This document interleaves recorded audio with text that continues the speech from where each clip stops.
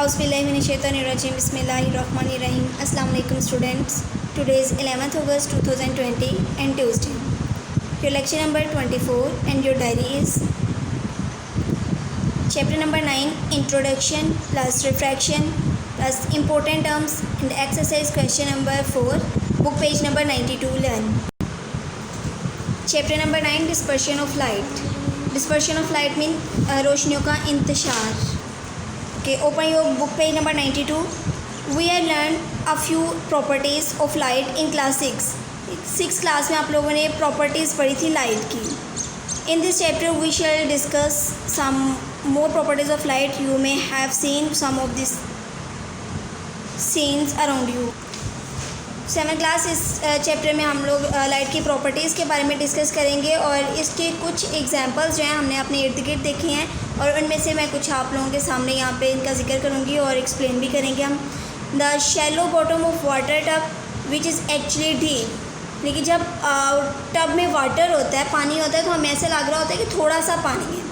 जब हम उसे देखते हैं तो डायरेक्टली ऊपर से देखेंगे तो हमें वो थोड़ा लगेगा, लेकिन जब हम उसे हाथ लगा के देखेंगे या हाथ अंदर रखेंगे अपना तो हमें फ़ील होगा कि वो डीप है, शैलो वाटर नहीं है. अ पडल of water on the road on a hot sunny day. पडल बोलते हैं जोहर को, यानी कि ऐसा घड़ा जिसमें पानी खड़ा हुआ हो रोड पे किसी भी सनी डे में, गर्मियों के सीज़न में. A beautiful rainbow in the sky after rain. कि जब बारिश ख़त्म हो जाती है तो उसके बाद अगर हम आसमान की तरफ देखें तो अगर ये सूरज निकला हुआ हो तो उसमें ब्यूटीफुल रेनबो बनी हुई होती है. वो रेनबो कैसे बनती है कि पानी के कुछ कतरे जो हैं वो अभी आसमान से टपक रहे होते हैं ना, जिसकी वजह से जो लाइट है, सूरज की रोशनी जो उस पर जब पड़ती है तो वो वाइट कलर होता है पानी का, मतलब कोई कलर नहीं है तो इसमें वाइट कलर हमें नज़र आ रहा होता है. वैसे तो उस जब वाइट लाइट पे पड़ती है कोई भी रोशनी वगैरह तो उसके हमें 7 कलर नज़र आते हैं, तो उस वजह से वो रेनबो बन रही होती है. Different colors in an oily film on the surface of water. All these phenomena are the result of property of light called refraction. ये जितने भी फिनोमिनाज हैं ये सारे ही लाइट प्रॉपर्टी की वजह से होते हैं, जिसे हम रिफ्रैक्शन बोलते हैं. रिफ्रैक्शन है क्या? Refraction, we know that light does not need a material medium to travel. हम सब जानते हैं कि लाइट को, यानी रोशनी को गुजरने के लिए किसी ख़ास मीडियम की ज़रूरत नहीं पड़ती है. किसी भी मटेरियल मीडियम की उसे ज़रूरत नहीं पड़ती है कि उसने ट्रैवल करना है, कहीं से गुजरना है तो उसने किसी तार में से या किसी भी चीज़ में से गुजरे. वो वैक्यूम में भी, खला में भी आराम से गुजर सकती है, उसे किसी भी मटेरियल मीडियम की ज़रूरत नहीं पड़ती है. Light travels at different speeds in different mediums. अब लाइट की जो स्पीड होती है वो डिफरेंट होती है, क्योंकि इसमें डिफरेंट मीडियम्स होंगे तो उन डिफरेंट मीडियम्स की वजह से उसकी लाइट की स्पीड भी डिफरेंट होगी. It changes speeds and directions. Light travels the fastest through the vacuum. और सबसे तेज़ी से जो लाइट है वो गुजरेगी वैक्यूम में से, खला में से, जहाँ पे कोई भी मटेरियल मीडियम या किसी तरह का कोई भी मीडियम नहीं पाया जाएगा. तो वहाँ पे लाइट की जो स्पीड है वो सबसे ज़्यादा होगी, और अगर हवा होगी तो हवा में इसकी स्पीड कम होगी. ऐसे ही अगर दीवार वगैरह होती है तो एक कमरे में अगर हम लाइट ऑन करते हैं तो दरवाज़ा बंद कर दें तो बाहर जो है वो लाइट बहुत कम जाती है. इसका मतलब ये हुआ कि मटेरियल मीडियम की उसे ज़रूरत नहीं पड़ती है, और अगर मटेरियल मीडियम से उसने लाइट ने गुजरना होता है तो उसकी स्पीड बहुत कम होती है. When light passes from one transparent medium to another, it changes its speed and direction or bends. जब लाइट एक ट्रांसपेरेंट मीडियम से दूसरे ट्रांसपेरेंट मीडियम में से गुजरती है.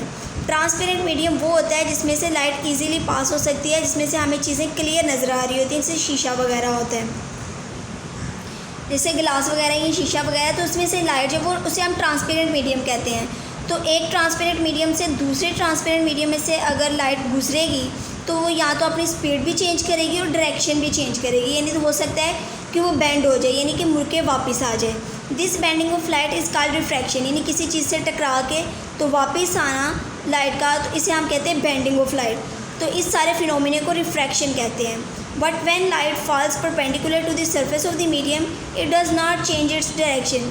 और जब लाइट जो परपेंडिकुलरली जो है किसी भी मीडियम के सरफेस से टकराती है तो उसकी डायरेक्शन चेंज नहीं होती।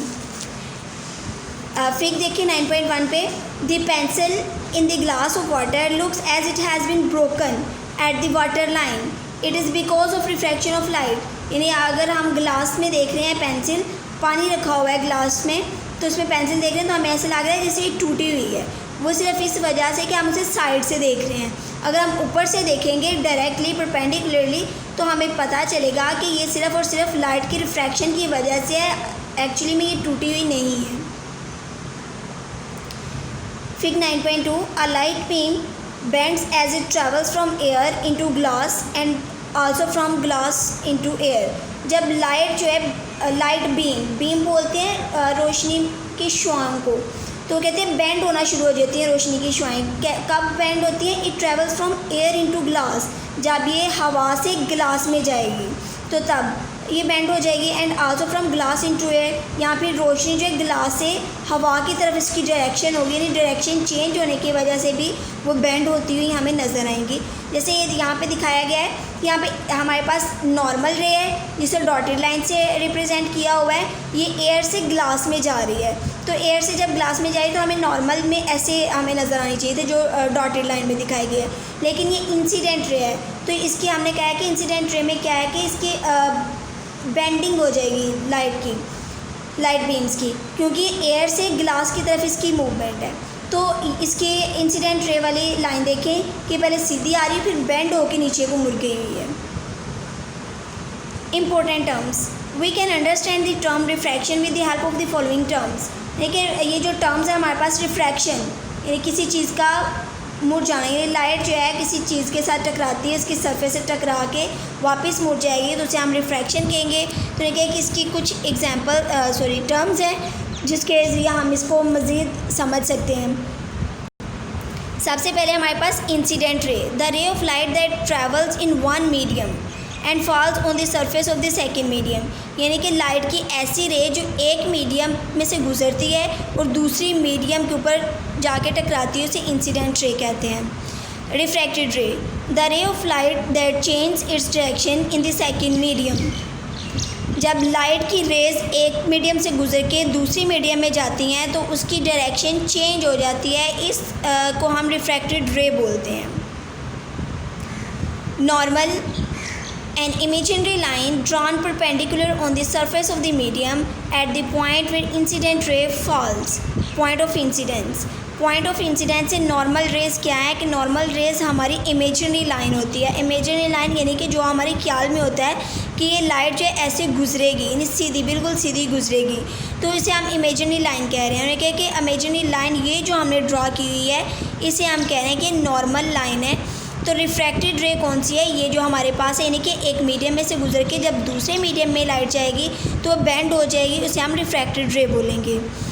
एंगल ऑफ इंसिडेंस, इसे हम स्मॉल आई से रिप्रेजेंट करते हैं। The angle between the normal and the incident ray, ये देखिए नॉर्मल रे में और इंसिडेंट रे के दरमियान में ये जो एंगल है ये वाला, इसे हम आई से रिप्रेजेंट कर रहे हैं। नॉर्मल रे और इंसिडेंट रे के दरमियान में जो एंगल बन रहा है ये वाला एंगल, इसे हम इंसिडेंट रे बोलते हैं, ये एंगल ऑफ इंसिडेंस बोलते हैं, इसे हम आई से रिप्रेजेंट करेंगे।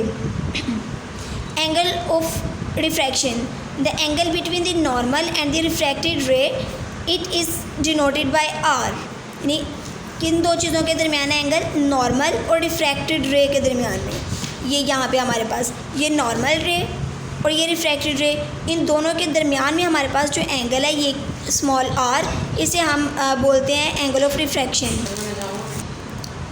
तो रिफ्रैक्शन की हमने पढ़ी है कि रिफ्रैक्शन है क्या कि जब लाइट जो है किसी भी मीडियम में से गुजर के दूसरी मीडियम के सरफेस से टकराती है तो वापस मुड़ जाती है, उसकी डायरेक्शन यानी बेंड हो जाती है, वो उसकी स्पीड भी चेंज होती है, तो उसे हम रिफ्रैक्शन बोलते हैं। इसकी इंपॉर्टेंट टर्म्स हमने पढ़ी थी जिसमें इंसिडेंट रे, रिफ्रैक्टेड रे, नॉर्मल रे पढ़ा है, और इसके बाद हमने दो एंगल पढ़े, एंगल ऑफ इंसिडेंस और एंगल ऑफ रिफ्रैक्शन। तो इंसिडेंट रे में हमने पढ़ा कि ऐसी रे, लाइट की रे जो एक मीडियम से गुजर के दूसरे मीडियम में जाती है उसे हम इंसिडेंट रे बोलते हैं। और रिफ्रैक्टेड रे कौन सी है? The ray of light that change its direction second medium, यानी एक मीडियम से गुजर के जब सेकेंड मीडियम में लाइट जाएगी तो उसकी डायरेक्शन चेंज हो जाएगी। उस चेंज हुई डायरेक्शन को हम रिफ्रैक्टेड रे बोलते हैं। और नॉर्मल रे कौन सी होती है? जो हमारी इमेजिनरी लाइन होती है कि एक मीडियम में से जब लाइट गुजरेगी तो कैसे गुजरेगी, उस इमेजिनरी लाइन को हम नॉर्मल रे बोलते हैं। और एंगल ऑफ इंसिडेंस क्या था कि नॉर्मल रे और इंसिडेंट रे के दरमियान में जो एंगल है, जिसे हम स्मॉल आई से रिप्रेजेंट करते हैं, उसे एंगल ऑफ इंसिडेंस बोलते हैं। और एंगल ऑफ रिफ्रैक्शन, नॉर्मल रे और रिफ्रैक्टेड रे के दरमियान में जो एंगल होता है उसे बोलते हैं एंगल ऑफ रिफ्रैक्शन, और इसे हम स्मॉल आर से रिप्रेजेंट करते हैं। अब हम क्वेश्चन नंबर 4 देखते हैं। Question number 4, define refraction of light, discuss the effects of refraction with examples. ये बुक पेज नंबर 92 पे है। ये यहाँ से स्टार्ट करेंगे। Refraction, light does not need a material medium to travel, यहाँ से स्टार्ट करेंगे। और इसमें आप लोग ये फिग 9.1 ये एग्जाम्पल के तौर पे लिखेंगे, लेकिन यहाँ पे आप फिग 9.1 की हेडिंग नहीं देंगे, एग्जाम्पल की हेडिंग देंगे। और फिग 9.2 भी नहीं लिखेंगे, यहाँ पे भी एग्जाम्पल की हेडिंग देंगे। और ये दोनों एग्जाम्पल्स हैं, और आप लोगों ने ये डायग्राम भी इसके साथ ही बनानी है। और ये यहाँ तक मार्क करें आप, इमर्जेंट रे तक। लॉन्ग क्वेश्चन नंबर 4 का आंसर है। आई होप आप लोगों को समझ आ गई होगी। जज़ाकल्लाह।